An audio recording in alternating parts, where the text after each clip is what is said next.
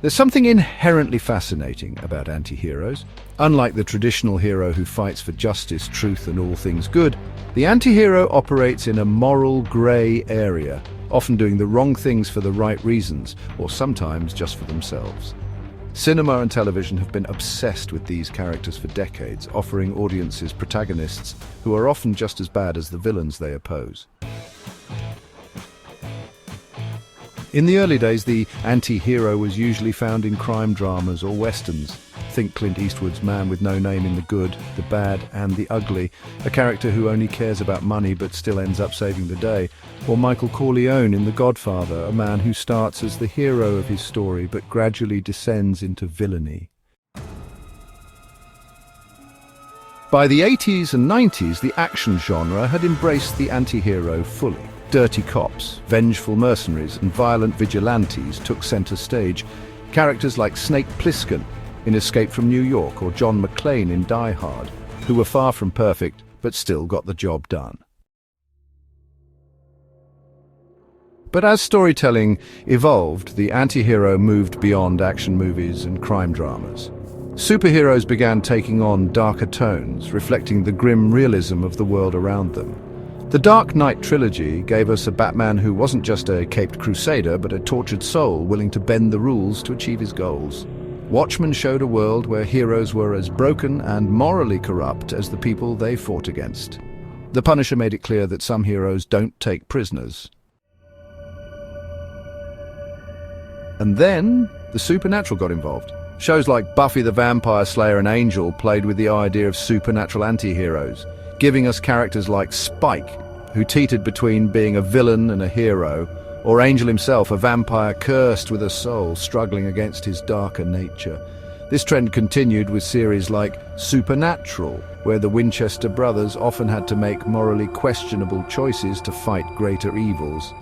The evolution of the anti-hero eventually led to one of the most complex and brutally dark characters of them all, Spawn. Welcome to the Snake Pit, where we're full of bile and venom.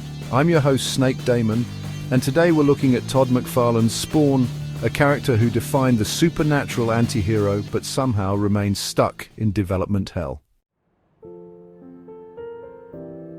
Spawn is one of the most unique anti-heroes in comic history. Former Marine Force Recon Lieutenant Colonel Al Simmons was a government assassin, betrayed and murdered by his own people, but rather than just die, he was sent to Hell, where he made a pact with the demon Malebolgia, returning to Earth as a Hellspawn, a soldier in Hell's army.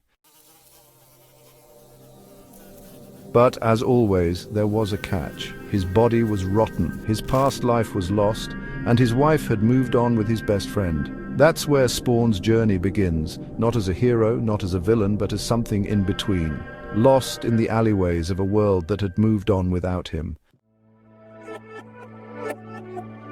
The Spawn animated series, which aired on HBO from 1997 to 1999, perfectly captured the dark, violent, and tragic essence of the character. It was ahead of its time, refusing to shy away from mature themes like corruption, abuse, and moral decay. Spawn wasn't fighting aliens or giant robots.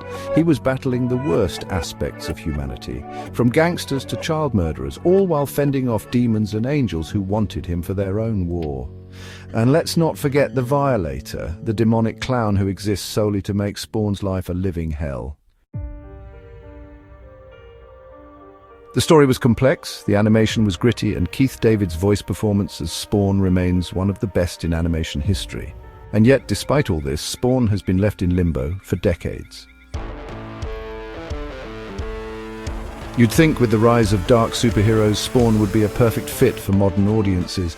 But while other anti-heroes like The Boys or Daredevil have thrived, Spawn remains trapped in development hell. Todd McFarlane has been trying to get a new Spawn movie off the ground for years, promising a darker, horror-focused take on the character. Jamie Foxx and Jeremy Renner were attached at one point, but the project has been stuck in rewrites, studio negotiations, and constant delays. And honestly, maybe a movie isn't the best way to bring Spawn back.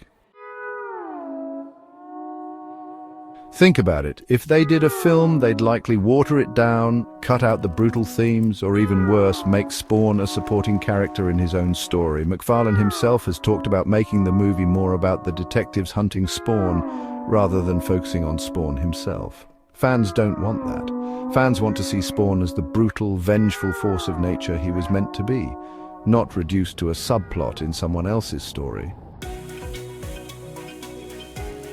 Instead of a movie, a Spawn TV series would be the perfect way to explore the character properly. A series could take its time, fleshing out not just Spawn, but the wider world around him. The dark underbelly of the city, the warring factions of heaven and hell, the broken characters caught in between. Imagine something with the production quality of The Sandman or HBO's Watchmen, with a mix of horror, action, and deep character exploration.